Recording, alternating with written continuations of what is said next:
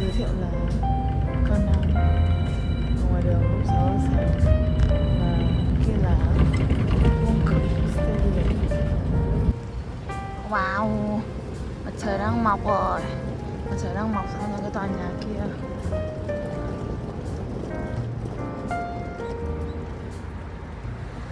Wow, good morning. Tôi sẽ lại có một ngày tích cực nhá. Vì sắp được gặp mẹ rồi. Con lại đang đợi một cái đèn đỏ nữa nên là con lại quay mặt trời đang lên dần đây. Cô vắng vẻ lắm. Bây giờ con được đi rồi nên là con đi nhá. Bye bye. Mẹ con đã tới rồi, tới để đón ai đấy đây. Nên là con đã sẵn sàng. Đó.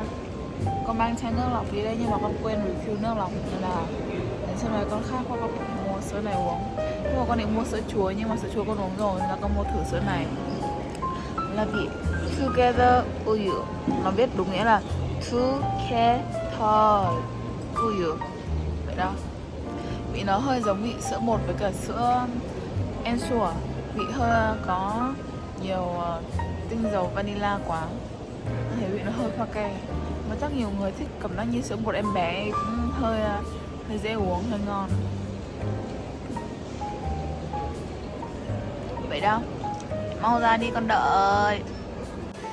엄마, con thấy mẹ rồi. Annyeong. Bà ơi, bữa đầu không ngủ với mẹ là con ăn súp sườn bò.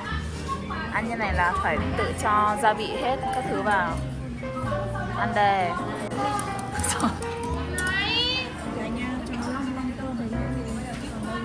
Cho muối vào. Cho vừa ăn của mẹ thôi.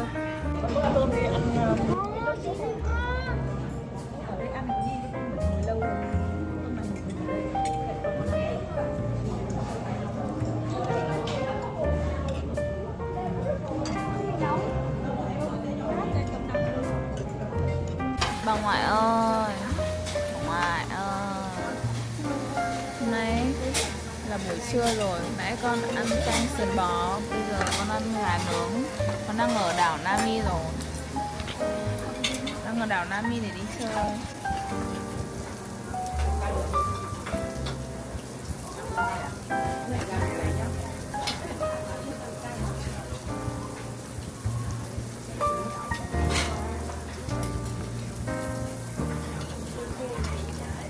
Ở đây nhập cảnh như kiểu là đi vào một tiểu vương quốc khác ấy.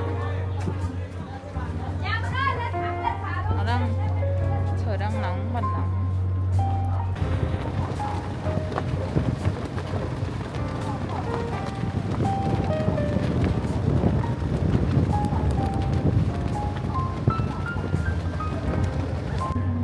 Ở đây mùa hoa nở chắc 3 tuần trước, 2 tuần trước. Bây giờ hết hoa rồi.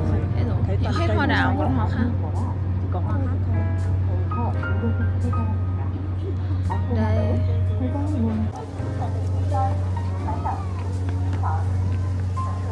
Welcome to Naminara Republic.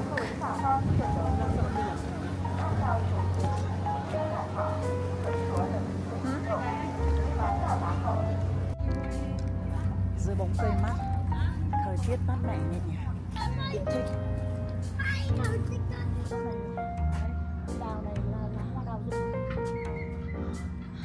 Thế này mà mùa đông hay là mùa thu ấy mà hoa nó nhiều màu, là cây nó được cùng một màu.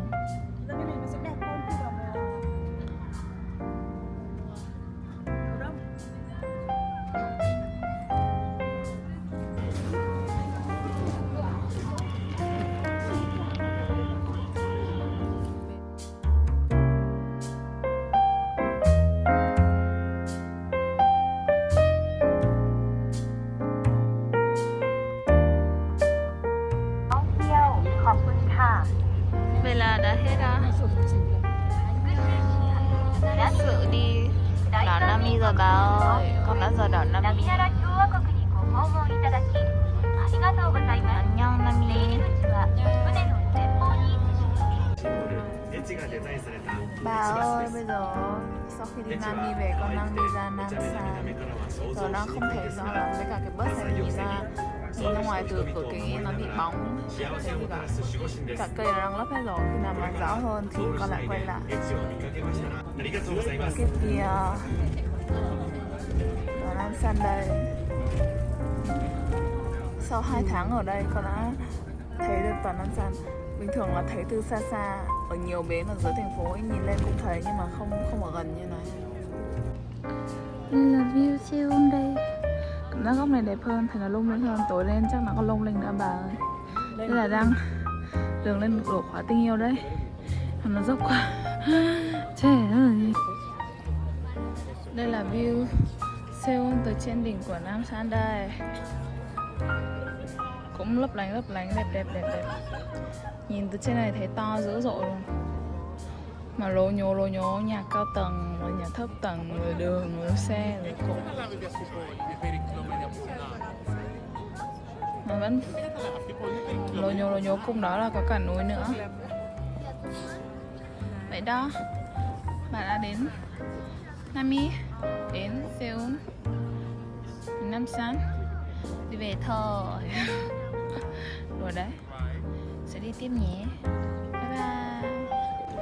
Thấy chỗ này quen khum. Nếu mà bà đã xem phim Vườn Sao Băng thì đây là chỗ mà nam chính Gu Junpyo đã đứng đợi nữ chính. Và nữ chính hình như là đến rất trễ. Vậy đó, họ đã nhận ra chỗ này như vậy. Đây là cái tháp. Mẹ gãy lưng, ông mèo ơi. Đấy là vậy đó. Thôi con đi tiếp đây. Đó, đây là khu ổ khóa tình yêu. Chỗ này là những người yêu nhau các thứ họ lên họ lắp 2 cái ổ khóa rồi họ ném chìa khóa đi đâu ấy. Hình như là vậy. Ôi, hai bên toàn là ổ khóa thôi. Anh nào ơi, anh gì ơi, hôm nào anh bước vào đời em thì anh bảo anh nhá. Rồi mình đi lên đây. Thế nhá. Nó là một cái đường mà hai bên đều có ổ khóa. Vậy thôi, dẫn lên kia kìa.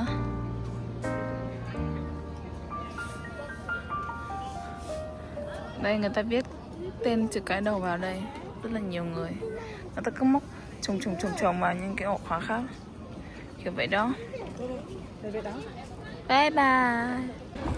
Ở đây này, người ta mua đồ ăn xong rồi người ta ra đây ngồi Bing chilling. Có nhiều brand lắm, có Mom's Touch này, Gongcha, gà rán, BHC, nhiều lắm, Starbucks. Vậy đó. Hôm nào ra đây ngồi nhé. Bye bye. Đây là canh sườn heo. Là canh sườn heo. Vâng, thì như là ăn món này rồi. Con nhặt ra. Con ăn từ từ thôi, đừng có bắt lắp ra làm gì. Có nhiều miếng sườn lắm. Và con sẽ bỏ ra ngoài cho nó.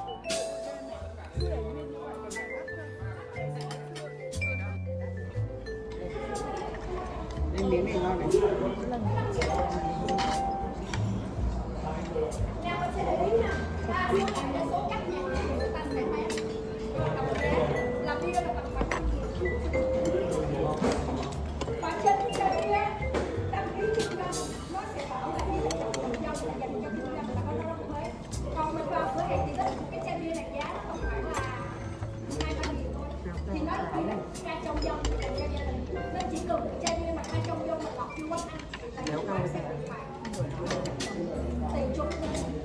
Chóc lên.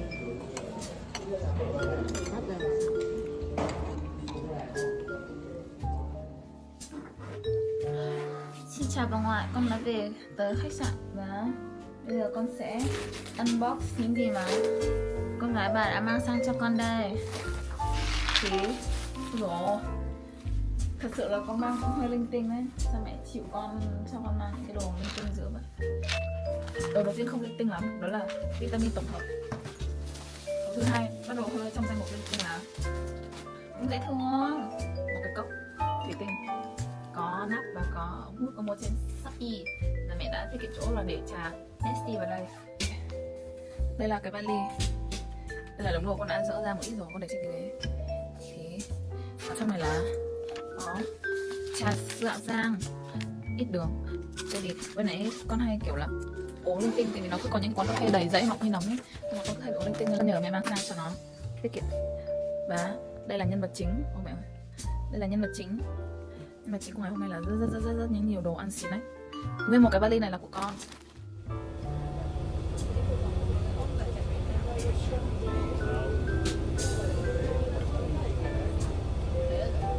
Được làm ra từ tảo biển. Tảo biển xong rồi xong người ta cho lên máy như thế này, sẽ được sạch thật nhiều nước để loài bò nhét và rất bẩn đấy ạ. Sau đó người ta chọn ra tảo tốt nhất, chất lượng nhất để rang thành những vòng những mét khổ giấy ở bốn người nhà đấy ạ. Tiếp theo người ta chuyển sang giai đoạn ép nước và cuối cùng người ta chuyển sang giai đoạn sấy khô hơi lần. Đây, em mời mình tiếp cách các bạn ạ. Còn đây là công nghệ nuôi cấy mô tế bào tảo biển bằng phương pháp vi nhân giống.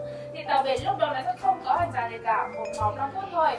Tầm 3 đến 4 tháng này nó xuất hiện cái chấm đen thế này đây.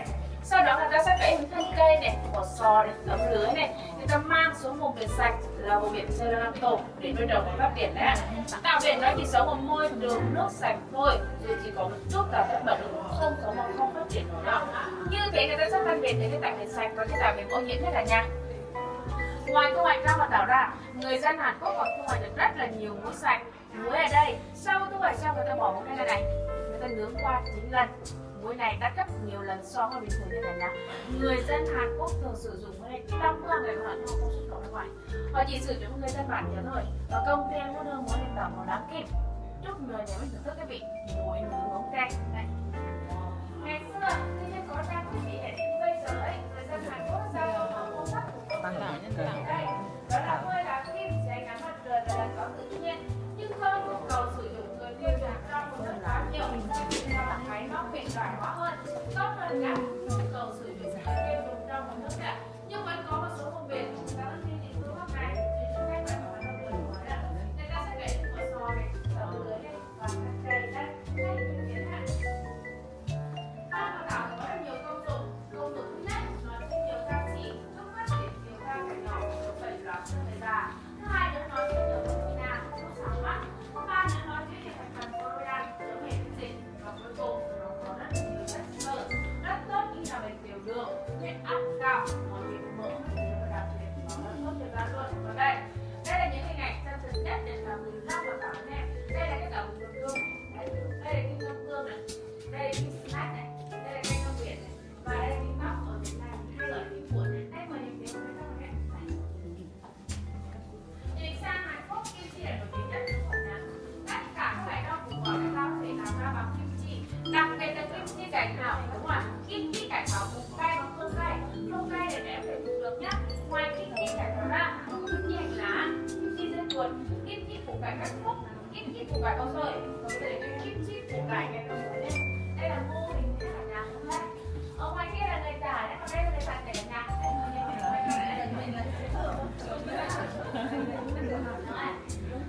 Ở bên ngoài kia em sẽ giới thiệu là quy trình thu hoạch lá kim truyền thống, còn đây là dây chuyền chế biến lá kim hiện đại nhất bây giờ. Lá kim sau sấy khô đã cho vào máy chạy vào băng chuyển thế này. Tiếp theo đây 3 con lăn này đây, nhìn thấy dầu nhỏ xuống đây không? Đây 3 con lăn này là lên tàu tất cả gia vị phải gồm dầu bắp, dầu mè, dầu ô liu và muối. Sau đó người ta nướng lên qua 2 lần. Lần thứ nhất và lần kim thứ chi hai làm dòng con biển đấy, xong tẩm đấy, dầu rất là tẩm. Xong nó cho mình làm khô tẩm dầu xong. Cái này mình không được có cái cơm để luộc ai hay cả hồi. Con này ăn rất là ngon nhé cả nhà. Đấy. Đây mời nhà mình nếm thử đấy. Mẹ kể gì? Ăn nhiều không phải. Cái này không phải của nhà mình bảo này. Cái này á không phải của em. Không của người ta ăn thoải mái luôn đi. Các hồi em từng con đấy nhưng mà người ta thấy của đây là khi mua cá hồi người ta mua cái tảo này thì tặng cá hồi. nhà mình đây phải ăn ngậm mồm lấy ngon một lá không ngon đâu thật.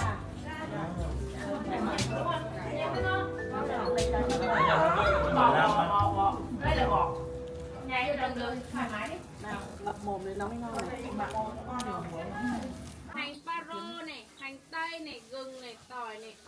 và mắm tép này. Ở nhà mình không được dùng bằng đường, chỉ dùng hoặc táo hoặc lên thay thế thôi nha cả nhà. Cái cải thảo này sau khi mua về bên để làm 4 hoặc làm 6 giùm em. Sau đó mình lấy muối này tép từng tàu lá một, ngâm trong vòng 4 đến 6 tiếng đồng hồ. Sau đó mình vớt ra, rửa sạch để ráo nước nhá. Cái củ cải này cắt khúc ra, bào sợi để riêng đấy. Tất cả các nguyên liệu còn lại mình xay đều lên, đổ cái bột ớt hành ốp, nó sẽ ra màu như thế này. Mình muốn ngon hơn, đặc biệt hơn, khác hơn ở Việt Nam thì mình bỏ bột sâm vào cho cả nhà, nó sẽ khác hơn ở Việt Nam rất nhiều. Tại sao kim chi ở Việt Nam Hàn Quốc nổi tiếng là như thế với cả nhà, đặc biệt như thế thì còn con mẹ đấy. Rồi bây giờ mình tiến hành muối kim chi, mình lấy cái nước sốt này này, mình tết từng tàu lá một hết cho em, tết hết cho em.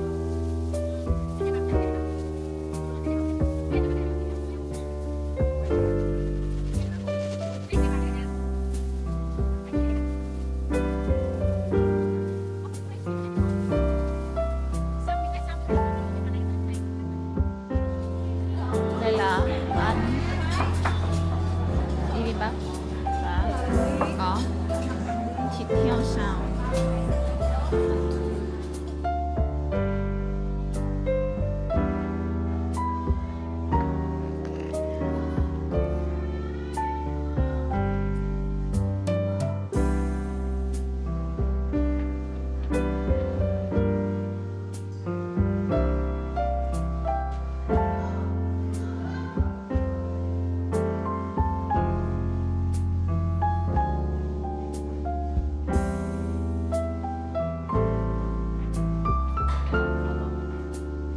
Đây mẹ đang cái bắp cửa này này.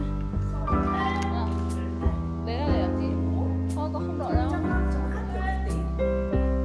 Đấy. Nhìn nó. Đấy. Giờ cầm cái bên này. Ngồi đi hai ngồi bên.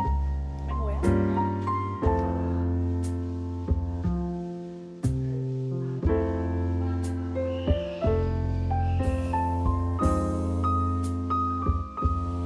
Bà ơi, bây giờ con đang đến một địa điểm khác.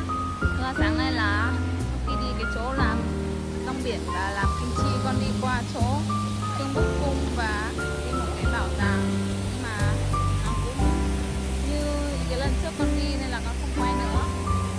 Và đây là suối Trung Trơn, đây là suối nhân tạo nhưng mà nước này được thu vào từ sông Hàn, đang mát mát. Vâng. Cô hướng dẫn viên cô bảo là giới trẻ bây giờ họ mua đồ ăn uống các thứ họ ra đây ngồi kiểu picnic của nó cái này em dùng chơi cho dùng nước thì đấy đó. Đây là con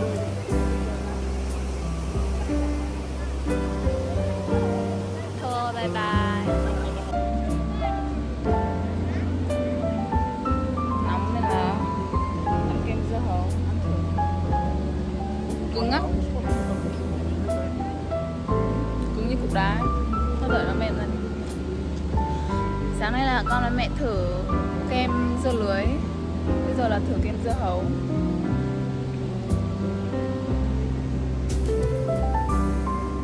Đằng sau là cái thác này, đang là cái thác, một cái thác đây. Thác ở đây, với dòng sông nhân tạo này đó.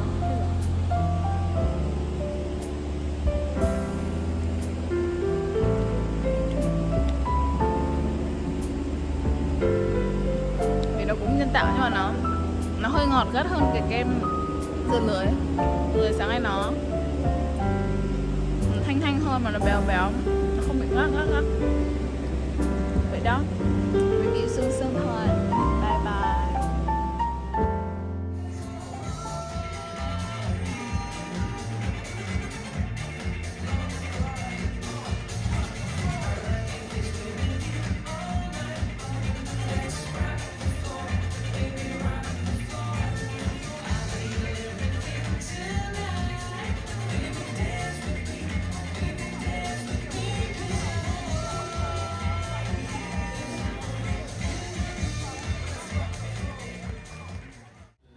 Đây là gà tần sâm, hôm nay con sẽ ăn gà tần sâm chấm với cả muối. Chắc là một cái xì à.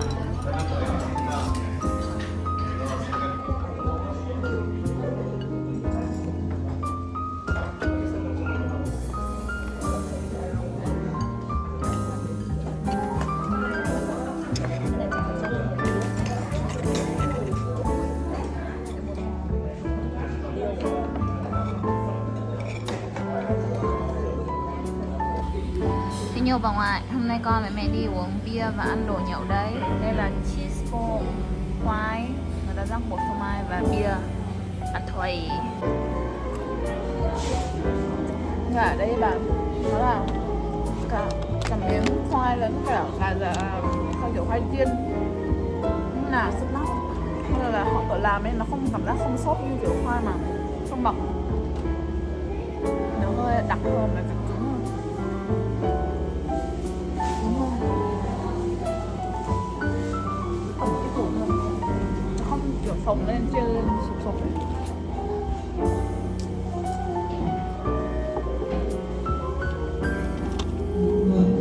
Khoai này rất là nóng.